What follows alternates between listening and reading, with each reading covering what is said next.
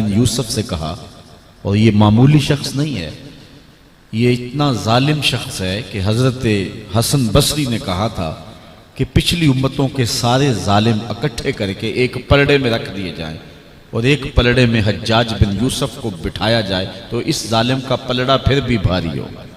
70,000 لوگ اس نے اپنے ہاتھ سے قتل کیے، بلکہ صحابی رسول کو حرم کے صحن کے اندر یوں قتل کیا ہے اور یوں ذبح کیا جس طرح مینڈے کو ذبح کیا جاتا ہے۔ 90,000 لوگ اس کے حکم سے کٹے۔ تو کسی نے حجاج بن یوسف سے جرأت کر کے یہ بات پوچھ لی کہ تو حضرت عمر کا دور خلافت دیکھا ہے، ان جیسا انداز حکمرانی کیوں اختیار نہیں کرتا؟ تو انسانوں کو کاٹ رہا ہے، اور بصرے کا یہ سخت گیر حکمران جس کی ہیبت سے دنیا کانپتی تھی اور جس کو بھی اس کا سندیشہ چلا جاتا تو وہ موت کا پیغام سمجھتا، لیکن حضرت عمر کہتے ہیں کہ اگر فرات کے کنارے ایک بکری بھی پیاسی مر گئی تو عمر سے اس کا بھی حساب ہوگا۔ تو کہا کہ تو نے وہ دور بھی دیکھا ہے؟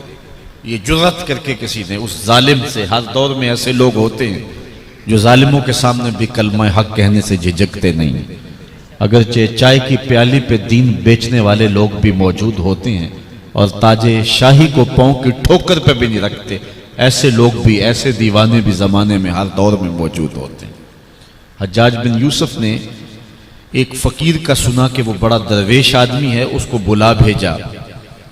تو جب فقیر آیا تو حجاج بن یوسف نے اس کو کہا کہ میرے لیے کوئی وظیفہ بتائیں جو میرے لیے بہترین وظیفہ ہو۔ تو فقیر نے کہا کہ تیرے لیے بہترین وظیفہ یہ ہے کہ تو دوپہر تک سویا رہا کر۔ یہ نہیں ہے کہ ہر ایک کو یا حیو یا قیوم ہی بتایا جائے، جو وظیفہ پوچھ رہا ہے اس کے مناسب حال وظیفہ بتانا پڑے گا۔ تو کہا کہ بہترین وظیفہ میرے لیے کیا ہے؟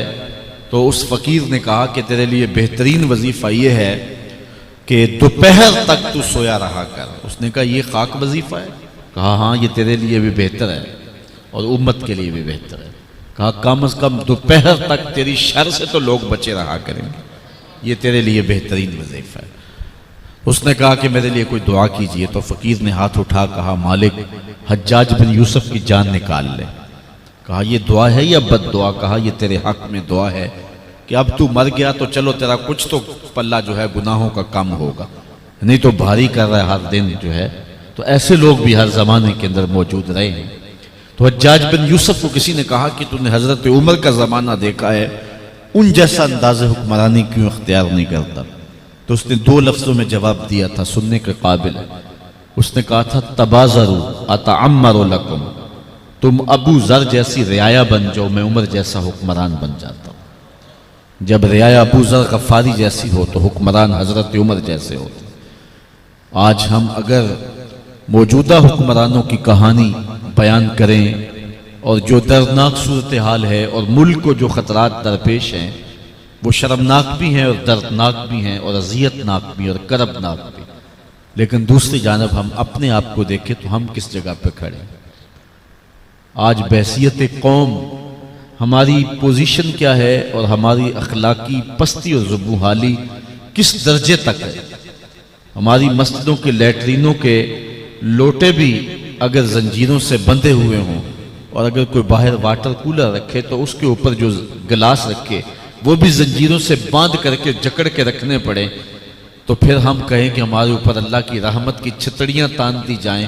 این خیال است و محال است و جنو، جب میں کہتا ہوں الہی میرا احوال دیکھ، حکم ہوتا ہے اپنا نامہ اعمال دیکھ۔